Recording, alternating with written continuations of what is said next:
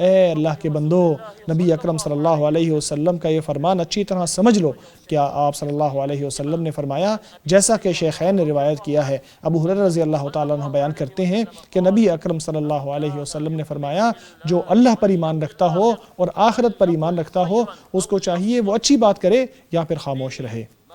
اس حدیث کو اچھی طرح سمجھ لینا چاہیے، کیونکہ اس میں معاشرے کے اندر سلامتی حاصل کرنے کا بہترین طریقہ ہے، اچھی زندگی کا بہترین نمونہ یا اس کا بہترین ذریعہ بتایا گیا ہے۔ یہ بہت بڑا ادب ہے جس کے ذریعے اللہ تبارک و تعالیٰ نے اپنے سارے بندوں کو مخاطب کر کے فرمایا ہے۔ اللہ نے فرمایا ہے، لوگوں کے ساتھ بھلی بات کیا کرو، اور اچھی بات جس کے اندر مٹھاس بھی ہو، جو دوسروں کے ساتھ کی جائے، چاہے دشمن ہو یا چاہے دوست ہوں، تو یہ یکساں برابر اچھا ہے، اور ایسا راستہ اختیار کرنا چاہیے۔ دوستوں کے ساتھ تو ان کی محبت کو اور ان کی دوستی کو قائم رکھتا ہے، اور شیطان کی جو چالیں ہیں ان کو دور کر دیتا ہے، اور ان کے درمیان فساد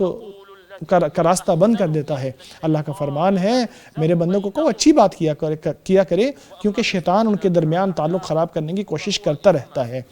جہاں تک بات دشمنوں کی ہے تو ان کے ساتھ اچھی بات کی جائے تو ان کے ساتھ بھی مودت پیدا ہو سکتی ہے اچھی باتوں کے ذریعے، یا ان کی کم از کم عداوت ہی کم ہو جاتی ہے، یا جو بھی ان کی چالیں ہیں وہ دور ہو جاتی ہیں۔ اسی لیے اللہ نے فرمایا،